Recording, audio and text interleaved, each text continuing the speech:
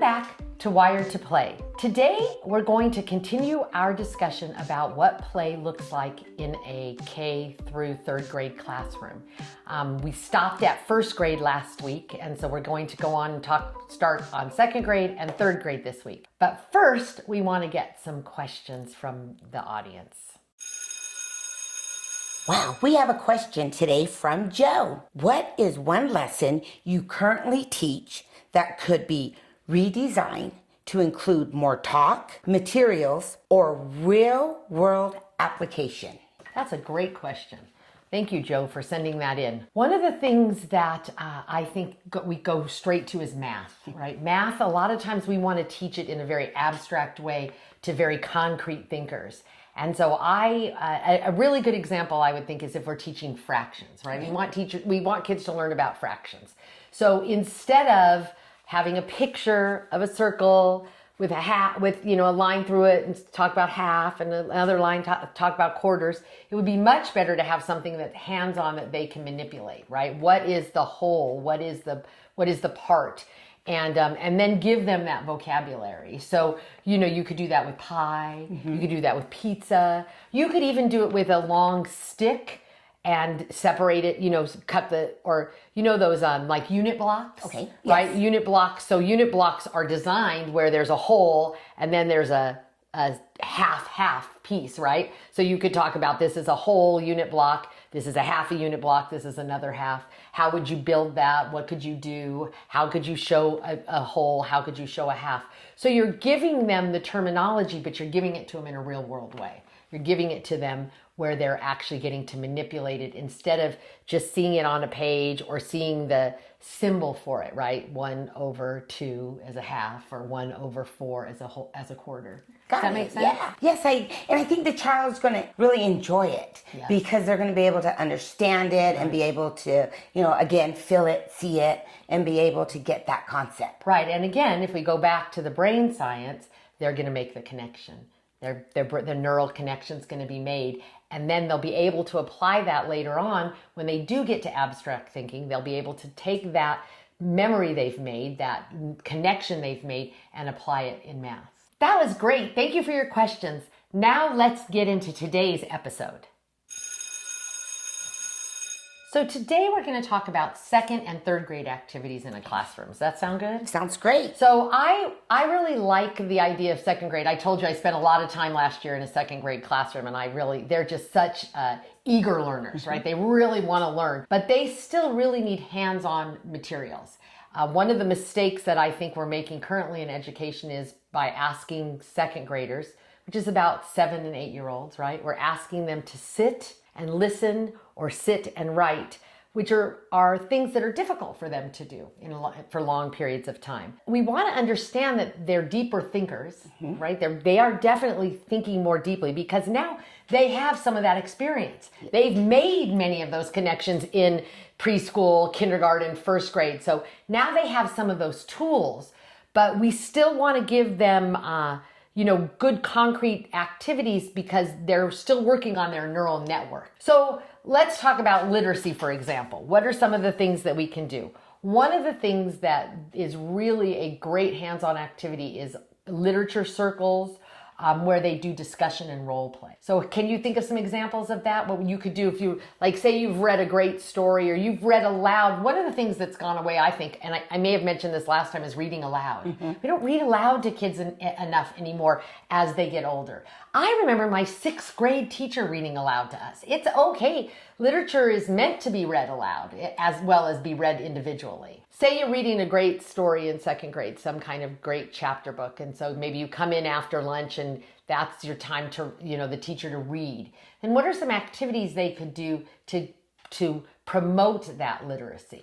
Well, I also think that depending on the story, we can do maybe acting out. So they are creating a play environment. Yes. Everybody's taking a part in that, that chapter. I think that would be really... Some role play. Yeah, role play. Yes. I think that would be a great experience for the children to be engaged. I thought about that also about, I did have a teacher that was reading first grade, second grade, and watching the students at school, they're asking their parents to listen to their child read at home for 20 minutes. Right. That's where the children are getting exposed to their literacy, and which is, a shame because they're missing out on having those connections by role playing. Right. And in role play, one of the things we understand is the character's motivation, right? If I'm pretending to be Cinderella, for example, I think about, why was Cinderella sad? What did Cinderella feel like when she didn't get to go to the ball? What did Cinderella feel like when her stepsisters teased her? If I'm a stepsister, what is my motivation for being so mean to Cinderella? Is that really something that I want to do? Is that the kind of person I want to be? It allows children to think about social and emotional things, right? Things that they can be, that they can apply into their own lives, and they can do it in a safe way through the characters, right? So that gives them a chance to sort of practice that social and emotional development. Wow, that is wonderful. I didn't even think about that you're making that connection during that, reading time. Right, exactly. Another really great thing to do is to use art to represent literature. And we talked a little bit about this last time. We talked about, making class books or whatever, but you could do that around a story, right? You could read a story, and then you could say, draw your favorite scene from the story, and then tell us what's happening.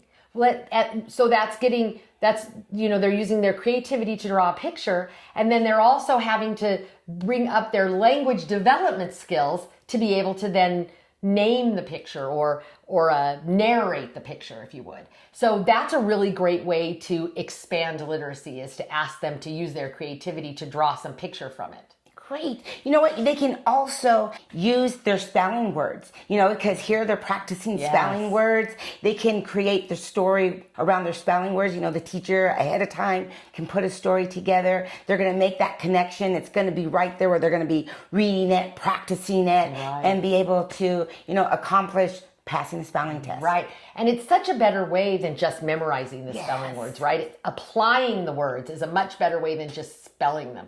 There's an activity that my first grade granddaughter does right now that she just hates, because she gets a spelling list and she has to alphabetize it, which she's pretty good at. She has to write the words 3 times. Practice, right? That's okay. Then she has to write a sentence for each word. She hates it. It's drudgery to her. But one of the things that we've started doing, that I've started doing with her when we do it, is to talk about the different ways you write sentences. She loves writing questions, and she loves using an exclamation point. So we take the spelling word and we say, how do you make this into an exclamation? Like, say the word was pain. What kind of sentence could you make that gives it an exclamation? And there she's learning parts of speech. She's practicing the spelling word. There's a lot going on there that isn't just rote, filling out whatever the paperwork is. Wow. You know what? I just did some spelling words with one of our second graders during daycare. And so he had his list and he says, okay, what's this word? And I said, okay, what's the word? He's all supply. And I was like, okay, what's the definition? And he's like, I said, well, what does the word mean? He's like, I don't know. And I said, well, what does your teacher want you to do? He's all, I have to read the sentence, put the words in it. I said, okay, how do you read the sentence if you don't even know what the word means? Right. So do you have a dictionary? And he looked at me like, a dictionary? Right. I'm like, wow. I was like, well, it's been a while since I did homework, but there was just so many avenues that we had to step back. Right. And, we first played a game like, can you go find this word in this book? Right. Now let's find out what this word... Definition. Yes. And now let's read the sentences. What do you think this word fits? And so it became like a game for him. And I was like, the teacher just gave a worksheet and stapled it together and said, do your homework. And there was nothing else, just the words, and I have to finish putting them in the sentence. It was, it was a missed opportunity for that teacher. Right. Also. And again, it's not that the activity is so poor, it's that it's not concrete. And we really, again, at this age, need to be using concrete activities because that helps their neural connection. So that's what we're going to continue to look at. So let's look a little bit at math in second grade. So in math in second grade, I think it's really, if I was a second grade teacher, I would probably do almost all project-based math. Because in second grade, they're learning so much. They learn, they strengthen their addition and their subtraction skills. They start to learn multiplication and simple division. They learn money. They learn time. They learn how to tell time on both an analog and a digital clock. They should be learning, right? So what are some project-based ways that we can do that? We talked about doing a store.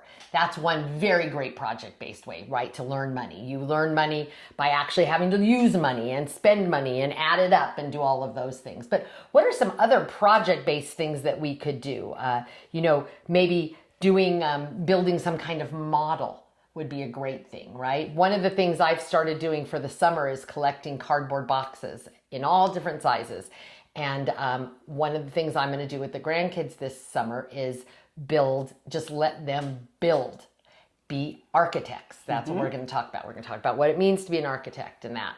And then I'm going to just let them build. And, we're going to talk about, do you want to plan before? Sometimes always architects plan before. So maybe we need to draw what you're going to build. And so they can draw. And then maybe we need to measure, because maybe you're going to build a bridge. Maybe you want to build a bridge. What does your bridge have to go over? How long does your bridge need to be? How tall does your bridge need to be? What kind of support does your bridge? What's going to walk across your bridge or drive across your bridge, right? Yeah. So those kinds of activities, when we're talking about building a model, are really important because we're getting all kinds of math skills. We're measuring. We're understanding science. We're getting the physics of something. Yeah. Yes. So all of those things that help cement those connections that teach kids math in a hands-on way. And then having the tools, measuring tape, the rulers, we have to make sure that everything is balanced. And there's just so many things to add to that the child's going to be exposed to, and they're going to enjoy it more. They're going to be able adding, they're going to subtract. I made it too big. What do you do if you make something too big? You got to make it shorter. So you're going to have so much hands-on going on that they're probably just going to just keep on building and building and building. Exactly. And I believe you can sneak in the math, right? Like you're saying, you're subtracting. So if something is 4 units long and you need it to be only 2 units long, how do you figure that out? We'd say 4 minus 2. Yes. Right? And maybe we'll write that down. They're seeing the symbols that are meaningful now to them because they see 4 things and I got to get rid of 2 things. So I understand 4 minus 2 now. Because I see it in a concrete way, and then I see it in the symbolic way in the numbers that we write. So that's a really important thing for them to do. Well, when you're also thinking about the math, when we did math, we were told, don't use your fingers, don't count on your fingers. And you're trying to think well, how am I supposed to subtract? Because maybe I don't have that in my brain. And I can remember as a child doing my fingers under my desk. Still do that. I still hide my fingers when I'm counting my fingers. And then I try to think if I'm a clock and I'm counting my numbers with the clock. Right. But having the children explore that by using, the counting blocks and be able to Unifix cubes or the 10 the space rods, right? Or the place value rods. Yes, and having that, we didn't have that when we were in school. It was more like you have to count, but don't use your fingers. Right. And it's like, okay, it's just from memory. Exactly. But I don't believe that. I still use my fingers, so the memory didn't work. Yes, right. So next we're going to talk about third graders. Okay. And because third graders are a whole different ball of wax from second graders. So we'll come back right after this break to talk about third grade. Enjoying today's episode? Like and rate our episode to support us here at Wired to Play.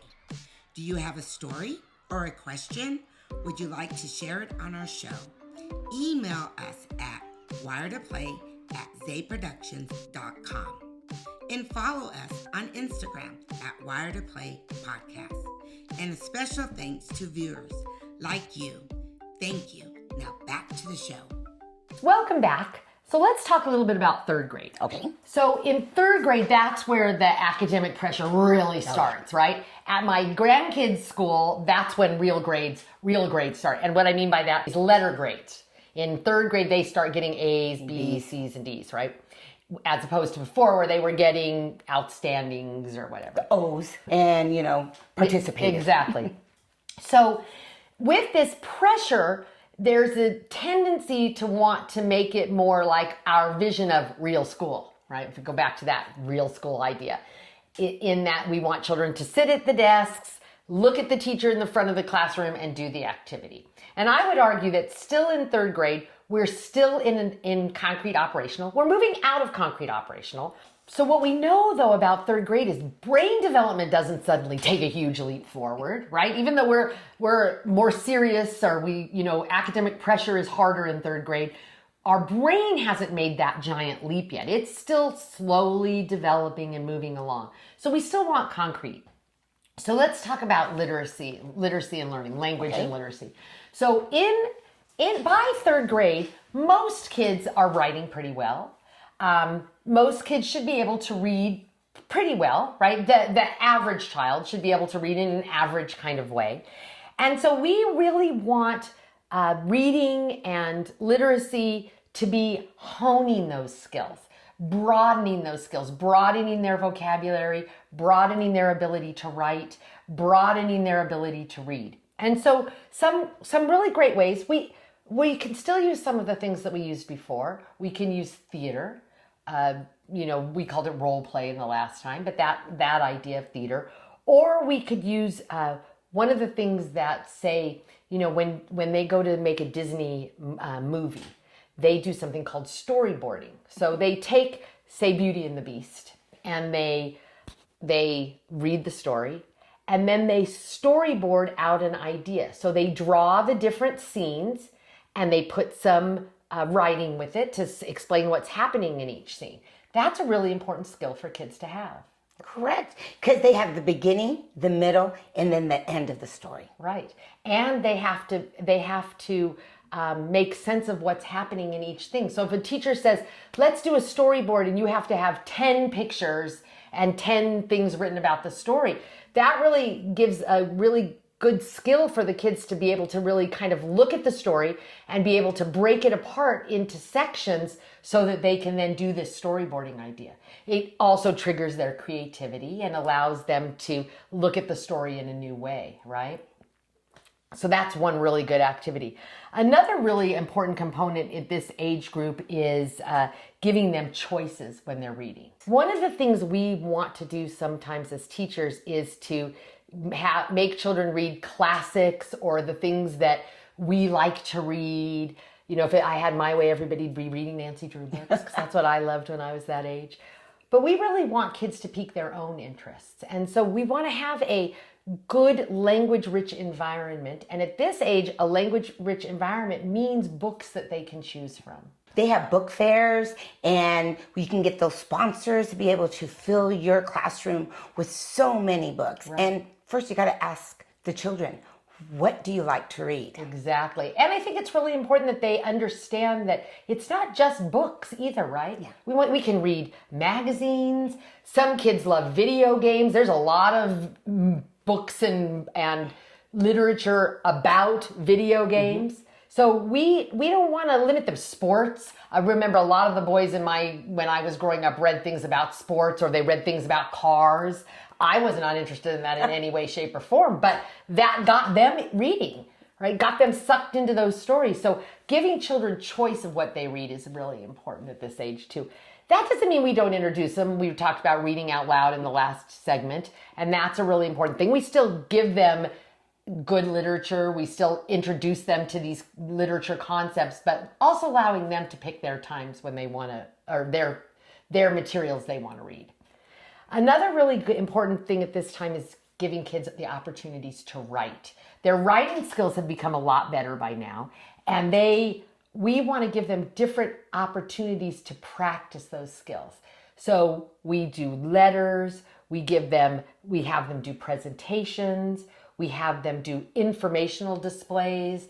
One of the things that they did one of the classes this year at my grandkids' school is they did their own heritage. So they had to pick one of their heritage, a piece of their heritage. My granddaughter did Ireland because she's part Irish. And they had to make a display board, and they had to describe, the sort of the climate in Ireland, and they had to talk about some of the history, and they had to look that up, write it, and put some pictures and all of that on a display board. So that's a really great writing activity. Yes, it's very hands-on. Right, exactly. And her own experiences that she's been exposed to. And the things that she's interested in. She got to pick Ireland. Yes. She's, she loves, we celebrate St. Patrick's Day. We talk about being Irish. We're going to go to Ireland. So she got to really delve into something that was really interesting to her. Mm-hmm. So that's a really important thing. We also want to look at that when we're talking about math at this age. Again, at this age, a lot of the times we're just giving kids worksheets again, right? We're giving them the concepts only in a flat, one-dimensional way where they have to figure things out by looking at pictures. And we want to do multi-step problem solving with visual models. So when we're talking about multiplying or dividing, taking things and actually dividing them or multiplying them and adding them up and maybe giving them the steps that they can take to do those things. That's a really important thing.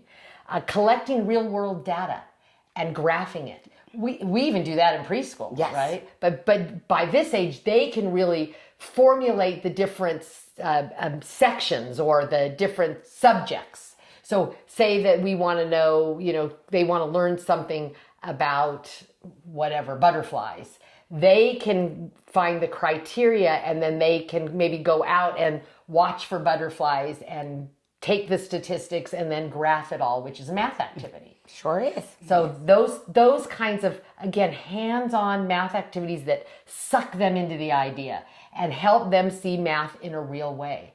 When I was a kid, I've shared with you, I was terrible at math. I just always felt that I was terrible at math. And I just struggled. And then I got married, and I got married really young, and I moved away from my mom, so my mom wasn't around. And I remember the first time I was going to Dan wanted a pumpkin pie. And the only recipe I had for pumpkin pie made 3 pumpkin pies. Well, I don't eat pumpkin pie, so I wasn't going to make 3 pumpkin pies for Dan because they would go bad by the time he got to eating them. So I had to figure out how to break that recipe down, which is fractions, right? Yes. It's just fractions. And so I did the math for it, and I was like, well, now I really get it. Because if you're looking at a measuring cup and you're supposed to have this recipe for 3 calls for 1 cup, well, then it's pretty clear that it's 1/3, 1/3, 1/3, if you're right. And then I only need 1/3. I don't need 3 1/3, which is the whole. It was like bells went off. Ding, ding, ding. This is what they've been trying to teach me all this time. If somebody had done that with me in 2nd or 3rd grade, yeah, you would be making 1 pie. Yes, and I wouldn't have felt like I was struggling in math. I wouldn't have felt like I was not smart, which is what that made me feel like. It made me feel like I wasn't smart.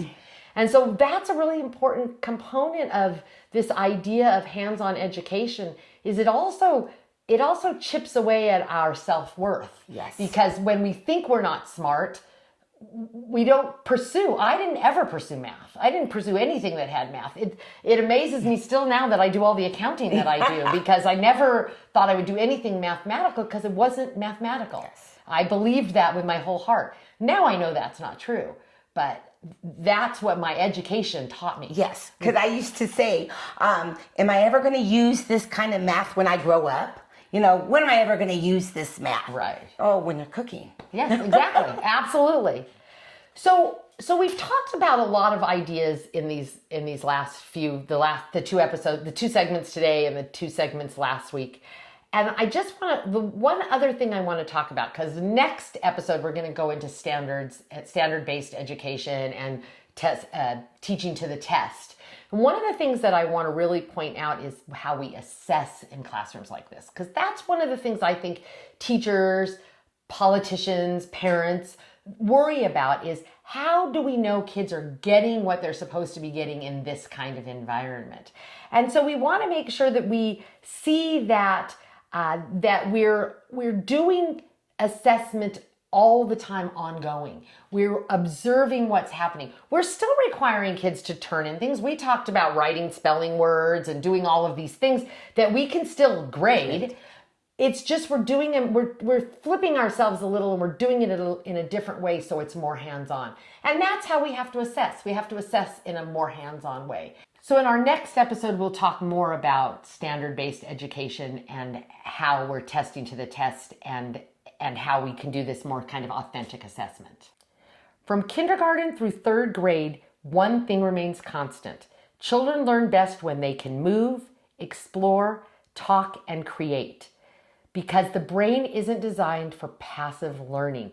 It needs experience. Our brain needs experience to make those important neural connections.